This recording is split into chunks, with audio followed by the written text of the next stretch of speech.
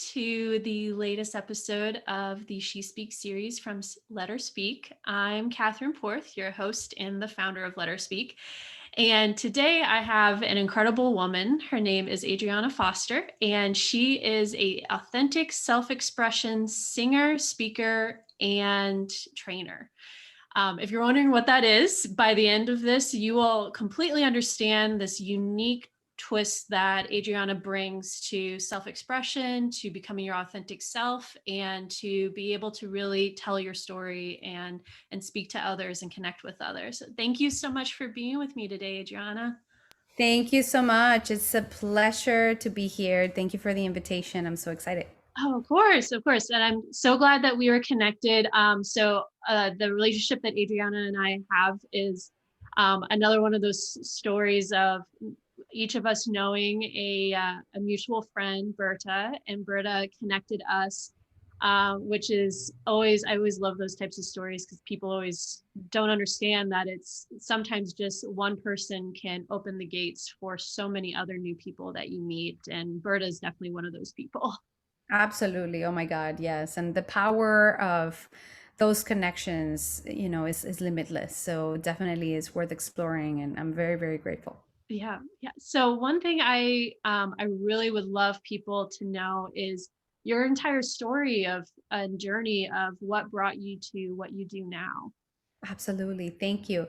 Wow. So basically, first of all, I believe 100%. I'm a believer 100% on people's freedom and how that is acquired, attained, right? I believe that authenticity is the key for our freedom. I believe that if we all showed up in authenticity, every human being showed up and lived their life from a place of authenticity, we would probably be able to create peace on earth. Because when we are very connected to our truth, we can make choices and design our life to live the way that we want it to be, and we can be happy, we can experience fulfillment. There's nothing yummier and more exciting than looking at your life and understanding that you are expressing yourself, making actions, and designing it exactly the way you want it to be, and that is actually happening, right? So I think that my eternal faith in human authenticity and human power brought me to where I am right now. When I was a child, I was diagnosed with chronic depression and anxiety, and I had a very, very hard childhood when I was bullied, and I experienced a lot of neglect and emotional abuse for years and years and years. And life got me to a process of really confronting my fears and confronting situations where I was cornered to not have a voice, right? Even though I've always been a singer. I started singing since I was 2 years old, and when I was 13 years old, I started my professional career in the United States. And I would sing on stages, I would do auditions, and even though I was creating a life and designing a life to be a public figure, inside of me there was my voice was getting smaller and smaller and smaller. And I believe that that happens to all of us, right? We all are programmed to try to fit certain molds and certain stereotypes, right? That people say that you have to fit, right? You have to, I'm from Mexico. So in Mexico and Latin America, women have no voice. We have less voice than men, and it's harder for us to get opportunities and to get to the point where we're heard and identified and acknowledged, right? So I think all of that played a role. Throughout many, many years, I literally devoted myself to music. And the more I would become professional in what I do, and the more I would devote myself into my art and my craft, the more I suffered mental health issues. I struggled a lot with depression, and struggling with feeling like my emotions were not worthy to be heard or to be recognized, and my voice was not worthy to come out and be expressed. And when I was 18 years old, I tried to commit suicide. And I think that that was the moment where, for me, I call it the calling.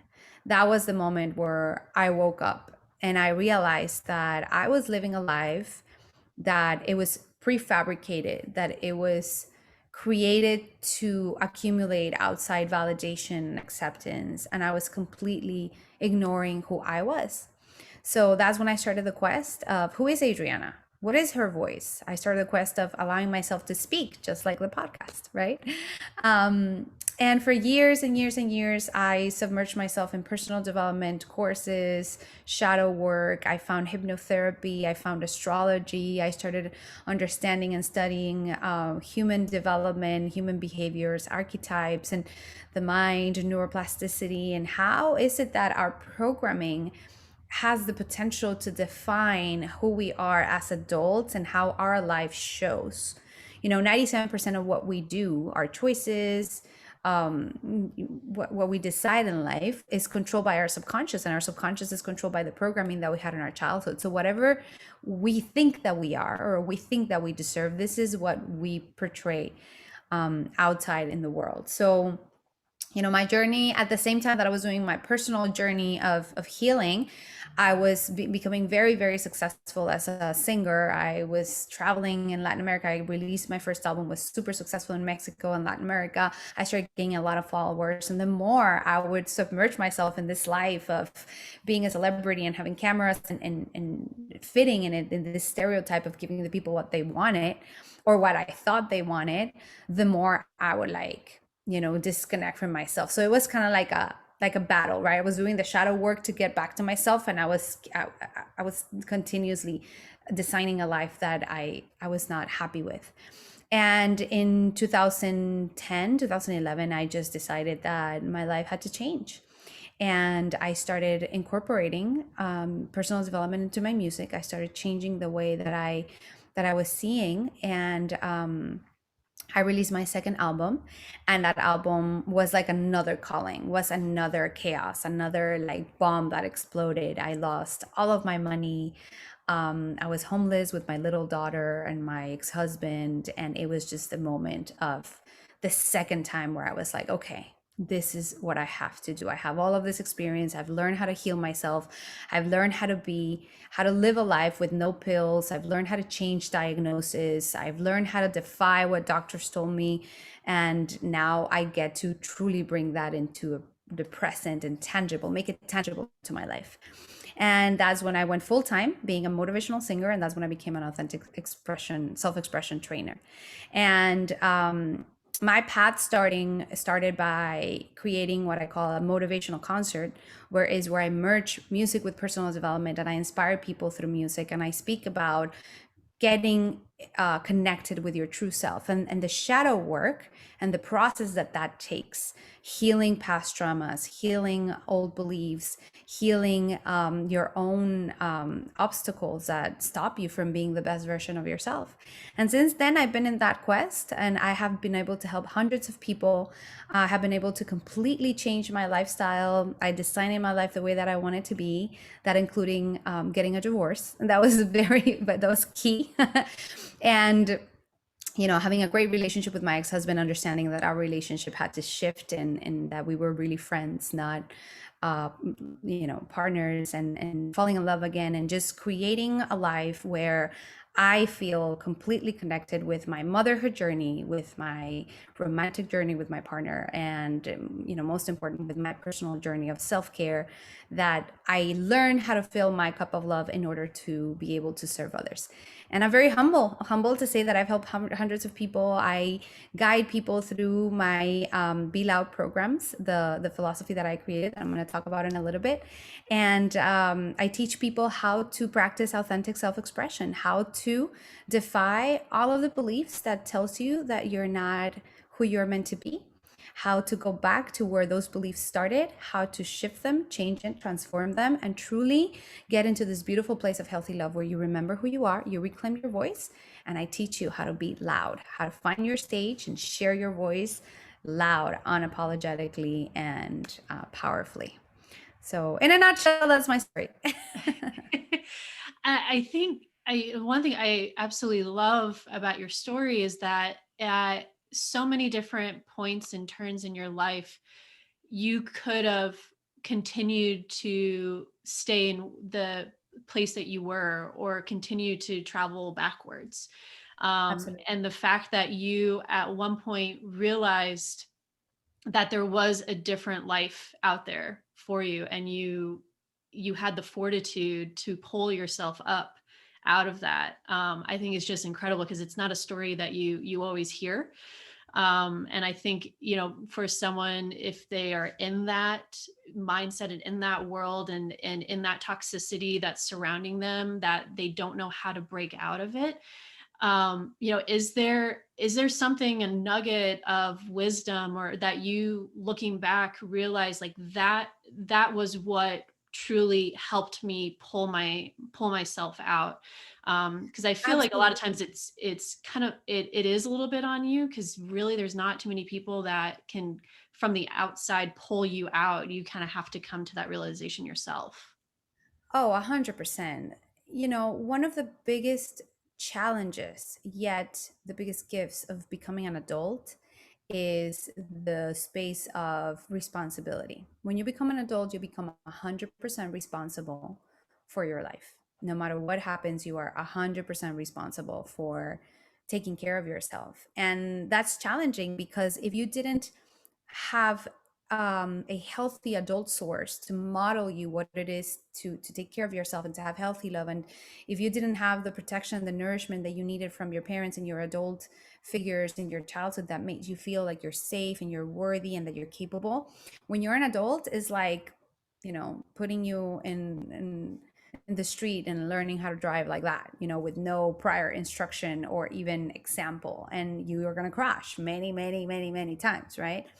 What I believe kept me going in the path, I think that the biggest part of it is that I was able to understand that I am not perfect and that it is okay to be wrong. Like the moments that, I have many moments that I can share, with you, that I feel completely destroyed. I feel like a failure. I remember one time, I was looking at the beach and I had absolutely no money to buy food to feed my daughter. I was getting evicted from my apartment. I had zero money, like zero, and zero opportunities, zero money coming in. I had no way to make money. It was just one of the most scariest moments.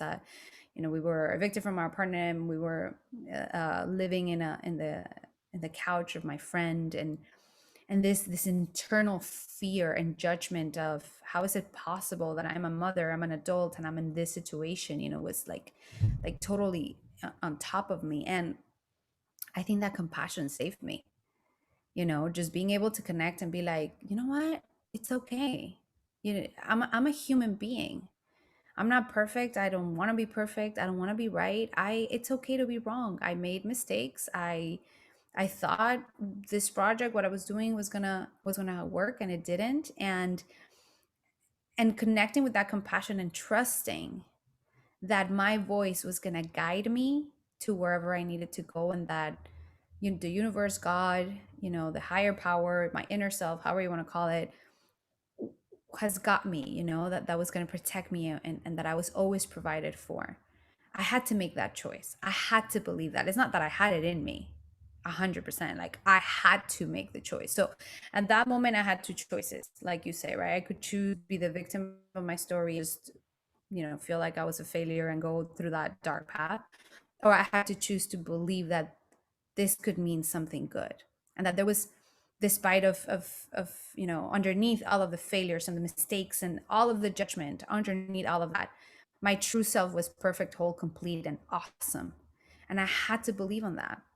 And I've done that many, many times, and I keep doing that, many times. And this is what I teach my clients how to do, and this is what I call being loud.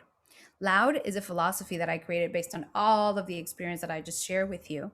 And it's an acronym. It stands for loving, open, unapologetic, and deserving. And I believe those are the four qualities that we get to learn how to step into in order to build a life in full authenticity, in order to be a person that practices authentic self-expression and shows up in the world from that place of honesty and love.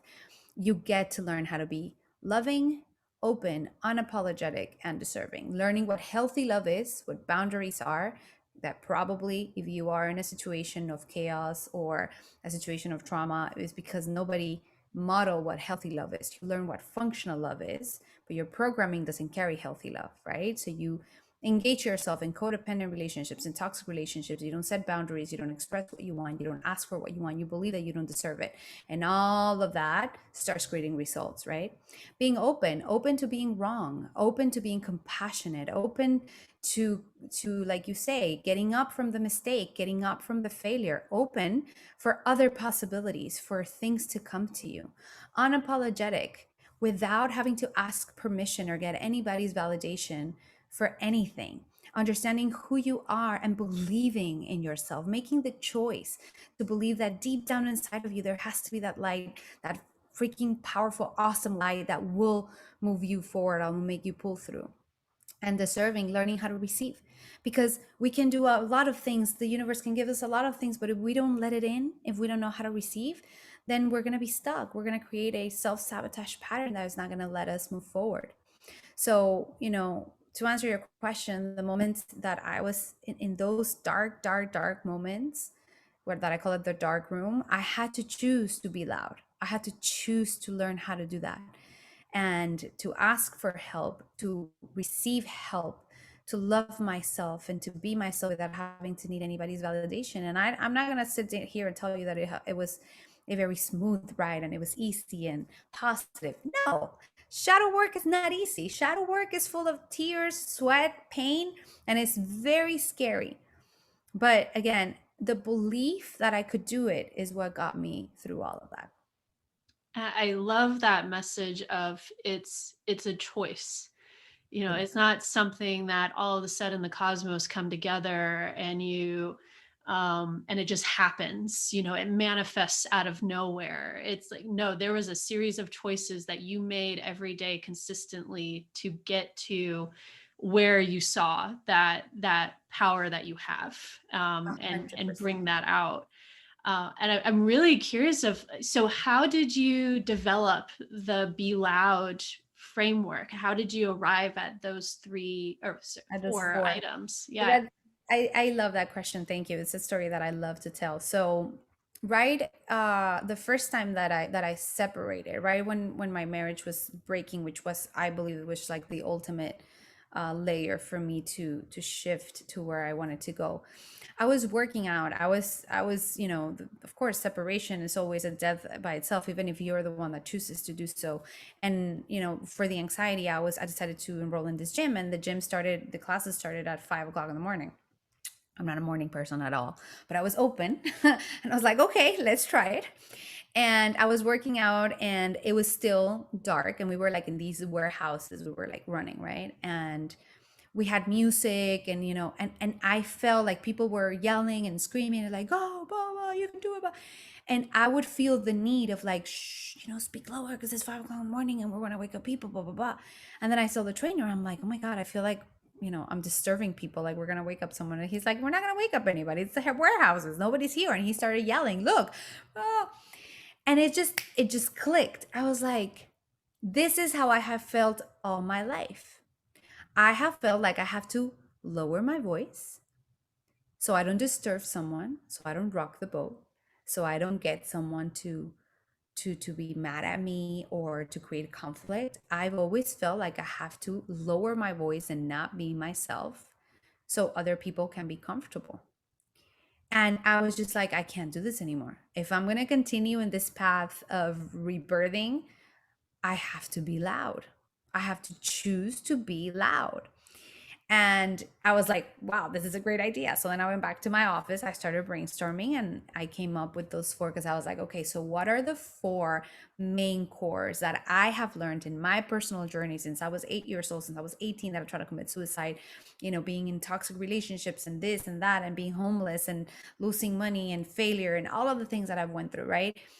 What are, like, if I could summarize all of the things that I learned in four core qualities, what would they be? And it was just, the way that it everything went through, and how I built everything just came up with, loving, open, unapologetic, and deserving. And I started designing programs. I created a philosophy. I created my hypnotherapy coaching program based on that. I started designing talks, and since then, that's what I do. That's a philosophy that I teach, and I've been able to help a lot of people to learn how to be loud. It works. It feels like, and I think that this is something that is a an experience that, if you've ever experienced this, it's amazing. Is sometimes you feel like you're hitting your head against the wall trying to come up with something, and it comes out of the most spaces that you never thought it would come from, this spark, and then it's like everything just unfolds, and it feels like it's so natural and right because it comes flooding out of you. But it's this spark from a space that you never even thought to look for it, and that kind of Absolutely. seems like what Be A Loud came hundred from. percent. And I feel like I've always felt like somebody, like a little angel came and told me, that's the name of your book. That's the name of your philosophy. It was just, it's exactly how you're describing it. For me, it was a spark. It was something sparked in me. And I was like, oh my God, kind of like the past 15 years of my life suddenly made sense in that moment. And I was like, I need to be loud. That's what I'm going to do. And for me, it's also a good reminder, because the only thing constant in life is change. The only thing that doesn't change is change. So in every situation in our lives, when something changes, we get triggered, we get tagged. Even today, me, I teach this philosophy, but I have a 9-year-old daughter that triggers me all the time. And when I'm like that, I always take a deep breath and I go back to the main course of my philosophy. How can I be loving? How can I be open? How can I be apologetic? How can I be unapologetic? How can I be deserving? And it's just, for me, it's just an easy way to explain um, how life works and how it is possible to do shadow work, to transform what does not serve us, and be able to embrace a place of ownership where we decide how we're going to design the rest of our lives. Because I believe that being an adult gives us the beautiful gift and a birthright of being able to have what we want. It is completely 100% possible. Now, sometimes what we want is not what we need. And this is where the ego comes in. And this is where we get to be open to understand that things might come to you in a different way. But when you truly connect with your voice, you're not going to be so attached into the tangible way of how things look like, but more into what you need in order to feel like you're practicing authentic self expression. I love that because I think that's something that is still widely prevalent. Of, this is what I think it needs to look like, instead of focusing on this is what it should feel like. Exactly. Yeah. This is what I want to feel like. This is what I tell my clients all the time. Just close your eyes and ask yourself, how do I want to feel? And then once you have that really, really clear, look around you and see if your choices, if your surroundings, if your environment add to that feeling or subtract from it. And I'm not saying that if something subtracts from it, you have to let it go. You can always make slight changes. You can always set different boundaries. You can always ask, this is if it's a relationship or an environment. Listen, would it be possible for me to move to this place instead of being here? And there's endless possibilities of how the universe will conspire for us to have the life that we want. And I love the talking about freedoms for one thing, and you're kind of slightly mentioning this, is that one of the beautiful things about being human is we have the freedom to change our minds Yes, at any point. at any point. If we realize this isn't what I thought it was going to be like or feel like, I had a misconception, it's okay to completely change your mind and go a different direction. Absolutely, 100%. And I think that that's one of the biggest powers that we hold as human beings. If we knew how to use it, we would be able, as a collective, to have less conflict and to, like I say, to create peace in the world. Because the fact that you know that you have the freedom to choose the life that you want and that to change your mind, we break the stereotypes of ownership and owing someone, right? And our relationships, especially relationships, are very based on ownership. I give you so you can give me. I love you so you owe me love. This is how we're raised. This is how. And that is what creates toxicity. That is what creates for us to mute our voices and start doing something else or being someone else because we owe our parents or we owe our society or we can't, whatever the ownership point is. So definitely the freedom part of it will bring the space for us to just embrace our healthy love and to live our lives from love. And then if we're happy and we're experiencing healthy love, we're going to be loving to other people, and other people are going to be happy, and this is how we create peace in the world. I think yes, it sounds simple, but honestly, if you look at, countries that have and look at the happiness index, for example, it's like that is literally what there's a lessening of the ego and an elevation of the, if I am happy and I, reach out to make others happy as well, it's just a trickle effect that it ultimately leads to a happier society. Absolutely. And part of it is reducing that egocentric type of mindset of, no, you owe me. Right. And also it's really important to understand that the egocentric mindset, it comes from pain.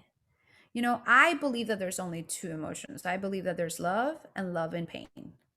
Love that hasn't been expressed, love that is repressed, or love that has been wounded. And pain is the source of all of the mechanisms of protection that we have, all the mechanisms of protections that we create. So when we want to control, when we want to be in charge of things, or define how things are going to be, or love as a transaction, or feel like people owe us, is because we have pain, because somewhere along in our first years of programming, there wasn't, again, a loving, healthy, loving environment that imprinted on you the seed of you're safe, you're lovable, and you're complete. So if we don't have that, we have to make it up for that. So the ego will take charge in order for us to feel fulfilled and happy. And this is where, instead of taking something personal when somebody comes and attacks you, I always tell my clients, just try to connect to their pain and try to be like, yeah, if I would have had the pain that they had, I'd probably be the same way. And if you can, just share your shadow work, or just be the example of how much shadow work you've done, and how connected you are to your healthy love, and you might inspire others to do the same. So it all comes from that. It all comes from that. And again, taking out the layers of what we're supposed to be and learning what we are, reclaiming our voices, will teach us how to be loud. And that loudness is authentic self expression. That will create a clear environment so everybody can be happy. Do you so this is a topic that's come up with a few interviews, is this looking through a lens of curiosity?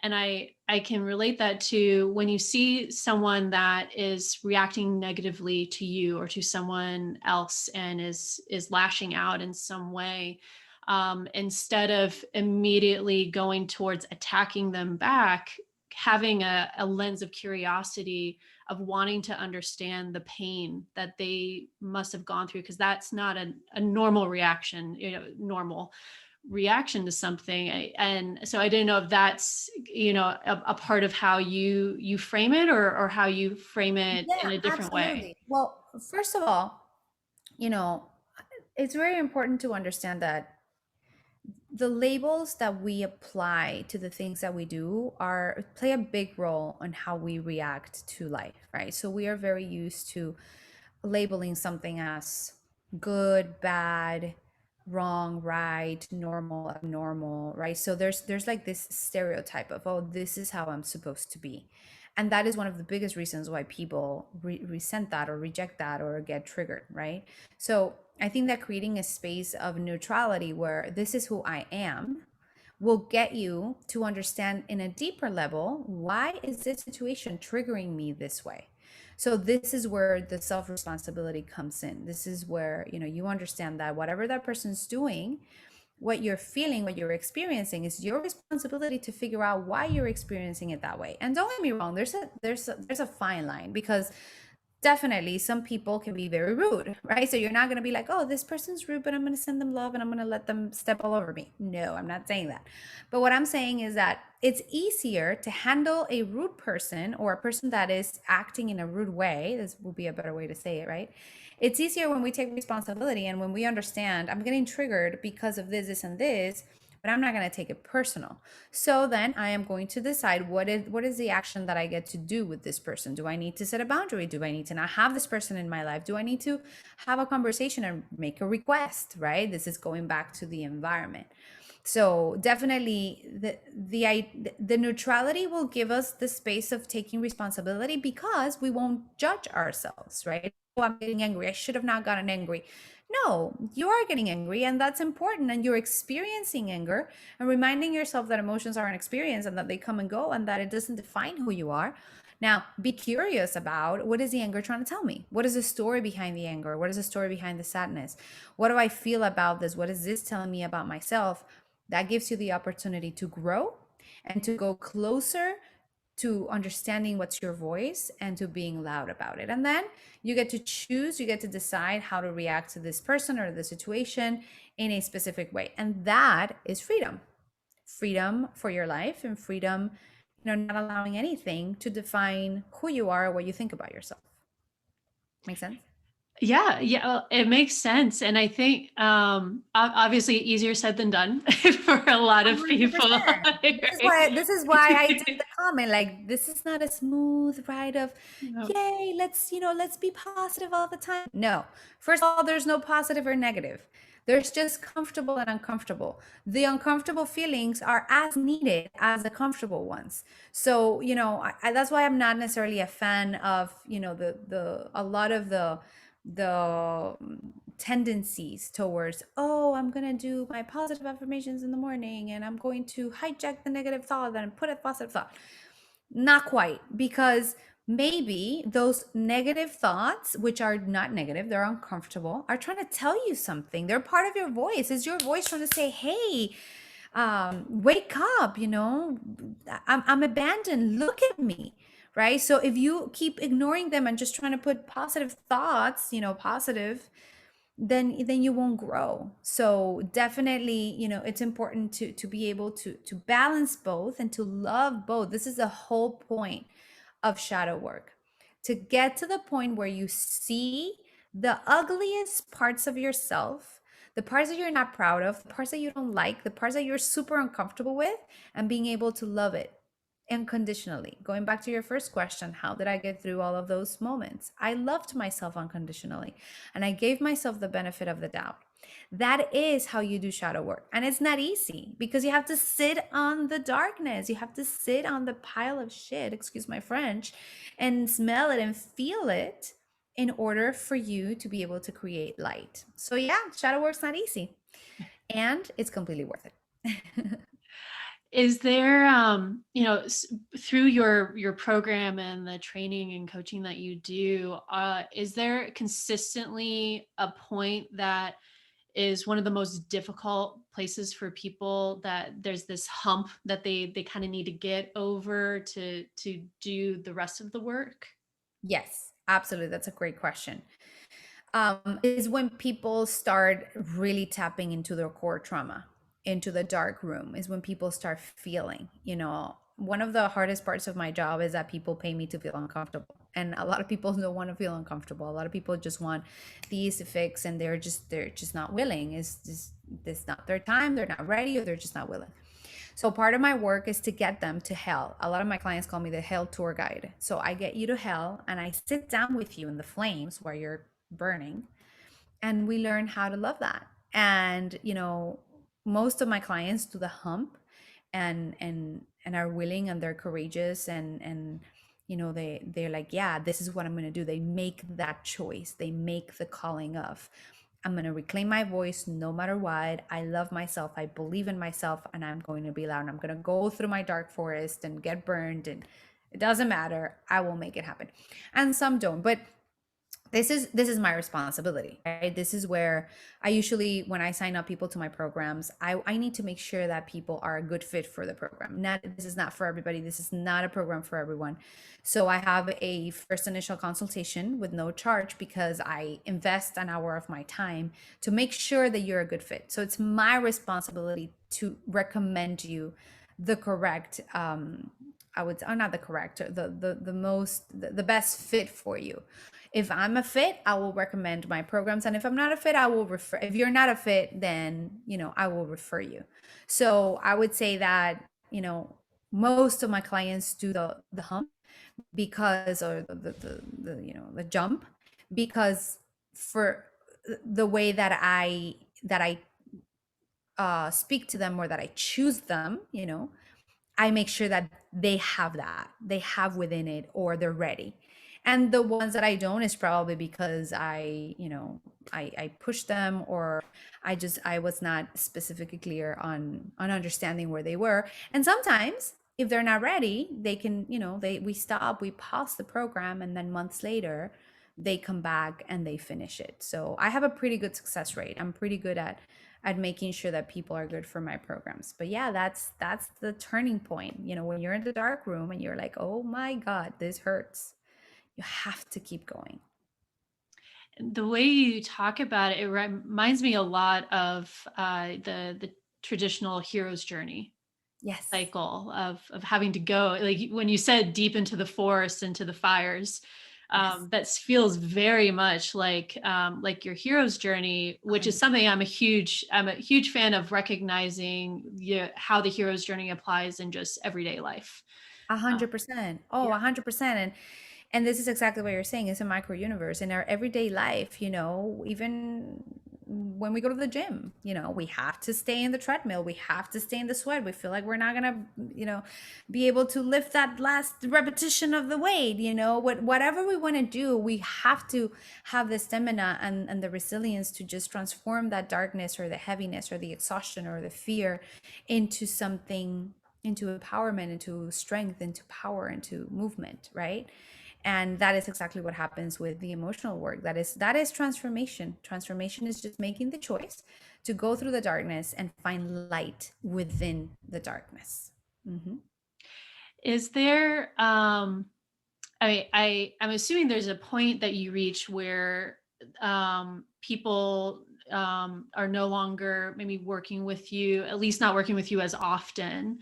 What are the points that you look for of when, obviously the work is never done. Fully, this is an ongoing journey that you're on, for doing this shadow work. It feels like, but is there a point where you feel like people are at a place where they need to either advance, or there's like a next step to that journey? Yes, absolutely. What I teach in my programs is emotional independence. So I tell people, I'm going to teach you how to be a self cleaning oven. You're going to have all the tools, you're going to know all the tricks for you to keep doing the work. The transformational work, I believe, is a 24/7 journey. The moment that you feel like you have no more work to do is because you have a lot of work to do. So, you have to keep growing. It's something, that is going to happen, because again, the only thing that changes in life, that doesn't change in life, is change itself. So different situations are going to require a different version of you, and you're going to have to keep growing, and that's always going to require shadow work. So I will teach you in my programs how to be emotionally independent, through hypnotherapy, through astrology, and you will become the self-cleaning oven. You will become the person that whatever happens in your life, you can do the shadow work. When we get to that point, then I transition them into a different part of my program, where we can meet once every 2-3 months, once every 5 months, once every 6 months, or they can have me on call whenever they need me, right? But I try to create that independence, so you don't have to see me every day. Just send me a Christmas card or call me on my birthday, and that's it, right? And then, if something shows up, if there's another crisis, if there's another layer that you're ready, that life is pushing you to work through, then definitely, you repeat the shadow work, and you can come back and we can do another program and whatever. But definitely, I mean, I don't work with somebody more than for a year. 6 months to a year is pretty much the amount of time. Because also, it's important to remember this, that when you're doing a lot of shadow work, there has to be a space of emptiness for you to really process everything that you're doing and see the results, right? The results take time.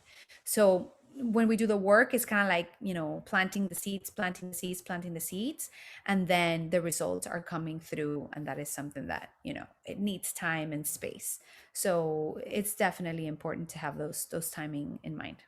It's a little bit like when you're working out, you have to rest your muscles to in order to see the growth that for Yes, them to you have to grow. rest in order to see the growth. Otherwise, you're going to continue to be working, working, working, working, working, working, working, and there's always going to be transformation, but there's never going to be a space for integration and manifestation into the tangible form of your life. Mhm. So it's super important. It's equally as important and as impactful the rest time than the actual transformation work.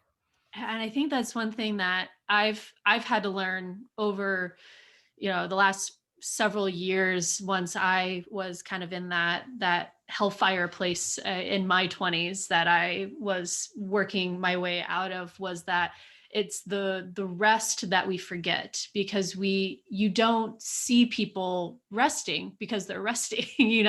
The quiet times are the times that to the external world we never really see those because they're not out there for us to see. So we sometimes feel like you just have to go go go go go go go. um, and I think that's just a huge misconception of the way like this type of work really works itself out. 100%. And you nailed it. Rest and recovery is one of the parts of our process that we ignore the most and we judge the most. When we feel like we need to rest, we feel like we're weak. Or I have a lot of clients that call me, it's like, oh, I gave it 3 steps back because I felt like I needed to rest today and be in bed. And everybody process grief in a different way. Like for me, when I'm processing grief and emotions, I have to sleep. It's just that's the way that my body process emotions. So it's definitely important to understand that as part of self-care is equally as important, and it's a challenge because it's part of a stereotype, it's part of a label. So it's breaking the label, breaking the stereotype, and again, what works for me, how do I want to feel, and designing and making the choices in your life to fit your mold, not any outside mold. Have you seen any changes since the pandemic of things, people reacting differently, or new things popping up? Because obviously, I mean, we're all going through a traumatic period right now, regardless if we outwardly talk about it or not. Yeah, have you seen differences in the last year? 100%. 2020 was one of the most powerful years for me, for the way that I help people, that I transform, for the type of clients that I see. And really, in the entire world, we are stepping into Aquarius era, and 2020 was the year when we actually officially started that Aquarius era. And we were coming from a Pisces era when it was all about faith and believing in the outside source and needing an outside source for us to feel protected and safe. And Aquarius era is the opposite. Aquarius era is freedom and understanding that we are complete by ourselves, and that we can believe in ourselves. So that shift created a lot of fear in a lot of people, and also created a lot of awakening in a lot of people. So a lot of people saw themselves in an environment that they're like, oh my God, this is not what I want. Plus, to that, you can add that the world went on a pause. This same emptiness that I'm telling you that is needed in order to process and create change, this is what happened with the world in 2020. We needed to pause in order to open the doors for this new era to show up, and we needed to create that awareness in people so we could stop and really start changing and transforming our context of how we live, right? So a lot of people had no more distractions to run away from their lives. So they couldn't see others, they couldn't run away, they couldn't work outside their homes. They had to stay in the pain. This is what 2020 brought. People had to stay in their uncomfortable environments. And some of them have chosen to work through it and to grow from it and to make choices and changes and transform. And some others are resisting it, and they're choosing to experience life from a victim perspective, feeling like everything is against them and believing the old beliefs, um, from childhood. So despite of all the people that, all the struggle that this pandemic has brought and all the pain and deaths that this pandemic has brought in the world, I feel like this is a good, very good moment for humanity. Unfortunately, sometimes good moments come from tremendous chaos and a lot of sadness, a lot of loss. And I feel like we, unfortunately, we had to experience this, so compassion and empathy can have the the main role in our lives. We have to connect to compassion and empathy. And that opens the door for transformation. So this is the moment to change your life. If there's any a good moment, if there was any a good moment in the past 20 years, 30 years, 40 years for you to do shadow work and transform your life, is right now. Like 2021 is going to be on fire too, of so many openings, so many portals, so many energetic shifts. You know, empaths like myself are right now going through hell because we're experiencing all of this energy in our body, so we can feel exhausted, we can have, you know, interrupted sleeping patterns, we are literally absorbing everything. So this is a good moment to explore yourself, work on yourself, and define your priorities, and go back to your voice and learn how to be loud, because the world is going to need for us to be loud. The world is shifting towards authenticity. The world is no longer going to believe in any stereotype, any labels. Obsolete structures will fall. And the only thing that will prevail is our truth, our authenticity, and our voice. So it's time for us to speak. This is why your work is so important. And I can completely relate to the feeling of those who are empaths, of just constantly being exhausted all of the time. How do you personally work through that? I'm sure that you take times of pause, and you know, I know you mentioned sleeping is one of the ways you work through that. But I mean, how do you keep going when you're taking in all of this from so many other people in pain? Yeah, it's been, for me, I guess the growth has been in self-care and the self-care side. I've had to change my nutrition completely. 2020 was a year for me of complete transformation towards my nutrition. I'm in the process of becoming a vegetarian. So definitely releasing all the toxic foods that I was eating, that I was putting into my body, becoming very mindful of what was I getting into my body. And again, as a result of that, I created my online course, the 3-month online course of behavioral transformation that I named Alchemy. And I do it in conjunction with a functional nutritionist. And I brought all of the experience that I have and all of the experience that he has into teaching people how to transform your life during these chaotic moments. So that was a big time for me. And the second one was time management. I've had to slow down and give myself the time to rest. And I literally have in my schedule like blocks of like rest. And I'm not allowed to do anything else other than rest. You know, I found different ways of resting. I have my masks then and my earplugs that take away the what's it called, oh god, I forgot the name, but like when you're being when you see things and when you hear things, the sensory Oh yeah, the sensory triggers. overload type. Yeah, the Yeah. sensory overload. Thank you. I have that a lot. So I when I go to rest, I take 10-minute naps of like sensory overload, you know, with my mask and my headphones, and I'm taking care of myself. I'm going to the gym, I'm working out, I'm practicing meditation, a lot of meditation. I started practicing martial arts, different types of sports. So definitely getting myself into this self-care mode, that is like just a must. Otherwise, you know, all my body needs to process things, and we have to help our body to process the energy and the emotions that are no longer serving us.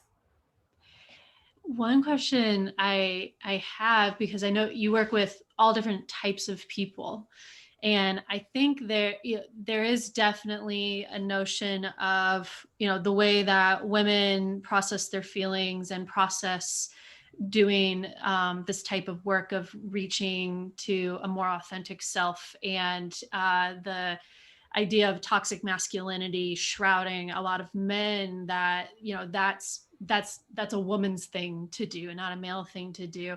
And then there's an entirely different process too if you are gender fluid or non-binary, non-conforming, that could look like an entirely different process. Have you, through your work, witnessed that it that does play a role, or is it very much like case by case basis, everybody is completely unique in how they process it, or are there commonalities?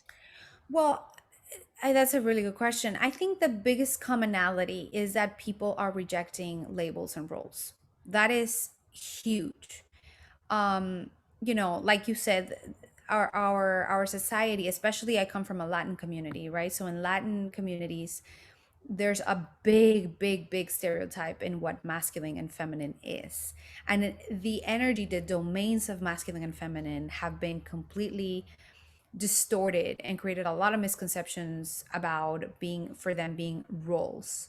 So feminine should cook and clean and take care of kids, and masculine should work and provide and like sports and cars, right? And that's huge. That's a big judgment that chops people off and creates a lot of trauma. So what I've seen, lately in the past 3 4 years probably, is people rejecting that, and really struggling to understand and embrace the totality and the truth of what masculine and feminine is, which masculine and feminine are just energetic domains that work in different ways complementing each other, but we all have that. We can all access masculine and feminine, right?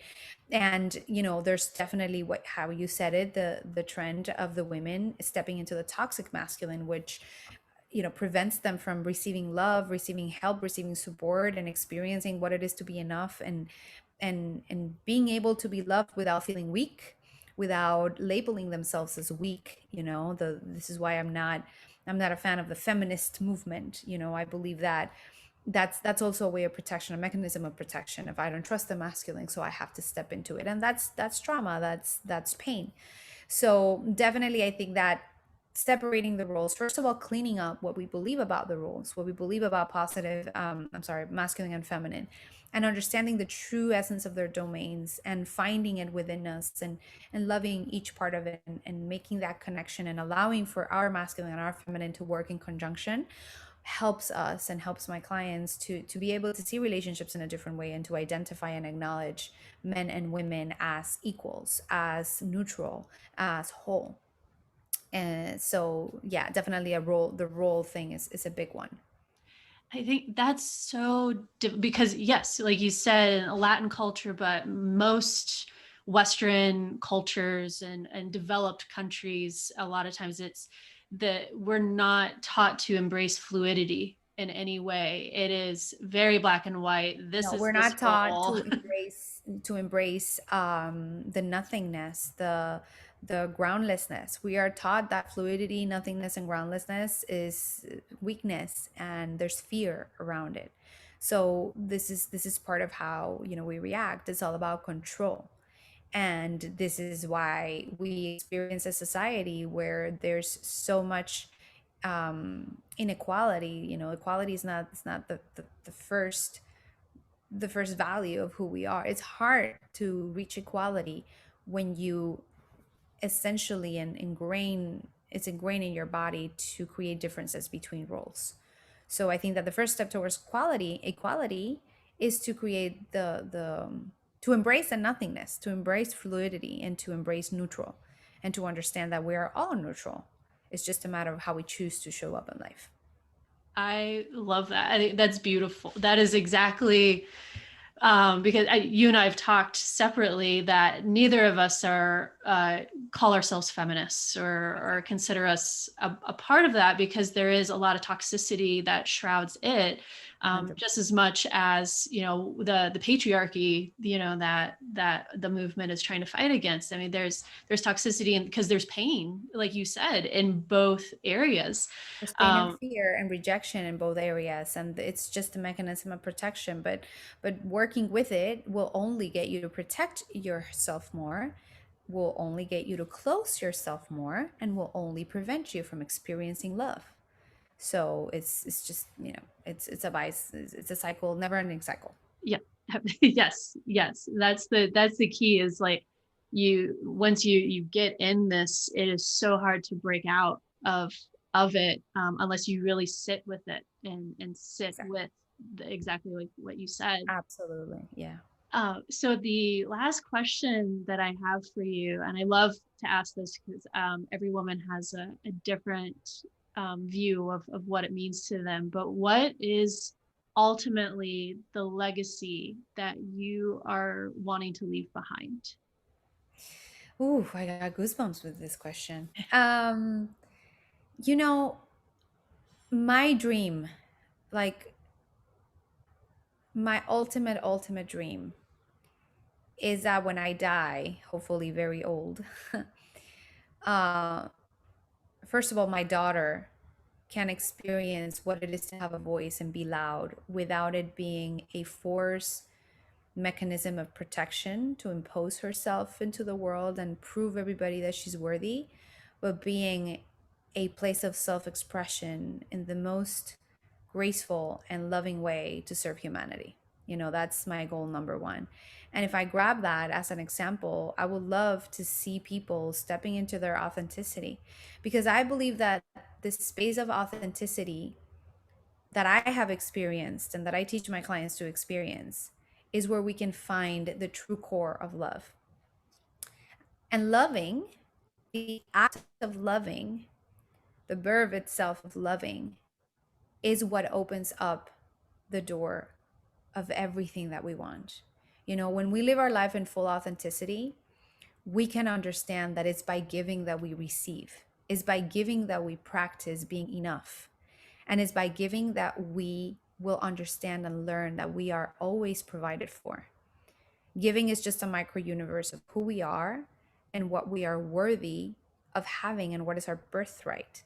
So, if I am able to teach people how to embrace that truth of I am worthy, I am whole, and I'm complete, and I can teach people how to live their lives from a place of authenticity, I believe that we would create peace on earth. We would create compassion and empathy. We will be kinder to other human beings, and we will grow as a collective consciousness and humanity. I know it sounds big, but I truly believe that it's possible. And I'm not the only one doing it. I'm just a little tiny piece of this big puzzle of warriors like you and like thousands of other people that I have had the pleasure of meeting and knowing and working with. So if I can do that with my daughter, I definitely think that I can do that with my clients. And I definitely think that I can put my grain of salt in experiencing a world with full authenticity where we learn how to love. I think that's beautiful. It is a big dream, but I don't think it's impossible.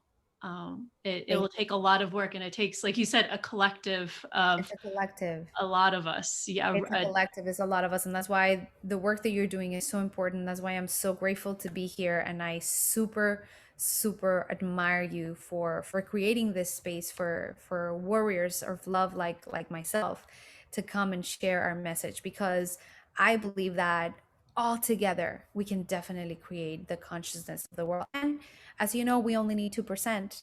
There's a study that proves that the 2%, when you're trying to create a change in a population, if you have 2% of people connected in the same consciousness, the rest will happen automatically. So we only need 2% of the human population to believe in themselves and to live a life in full authenticity. So I believe that you and I and the thousands of women that can be listening to us right now, can together, we can do it.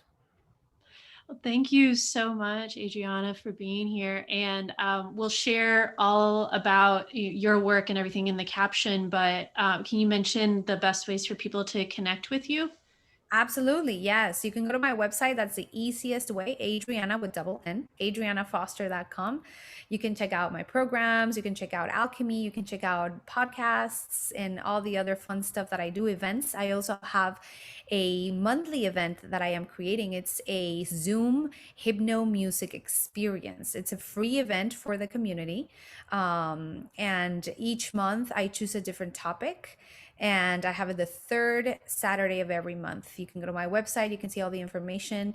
You can also follow me on social media. I'm in Facebook, Twitter, Instagram, TikTok. I'm starting on TikTok. I'm new on that, but I'm like getting it. And I would love to connect with each one of you. And please sign up to my workshop. It's free. It's free. It's for the community. Bring a lot of people, because I believe that together we can create that consciousness shift. And hypno music, it's a unique experience that's going to fulfill you. It's going to fill your heart and teach you how to share that with other people. So, yay. Yay! Yay!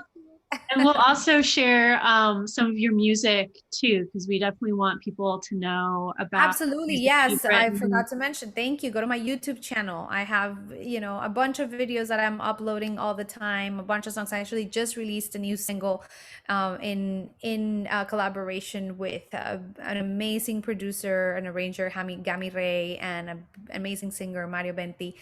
And it's a salsa version of Endless Love from Lionel Richie. It's a tribute to Lionel Richie, and it's a beautiful, beautiful version of it. So I just released that one, and I'm always releasing new stuff. So definitely go to my YouTube channel. You can find me there and connect with me. I would love to hear from you, hear your stories, hear what inspires you, and hear what being loud means to you, and what is that stops you from being loud. And hopefully, I can support you with getting there. Well, thank you so much for your time and for sharing with us your work and your vision. And I am so thankful for one thing that you took the time, but also for all the work that you do. Thank you so much. Thank you. I super appreciate you. Thank you for the invitation. I feel super honored, and I'm always here. I really, really super appreciate you and congratulate you for this beautiful, beautiful space that you're creating.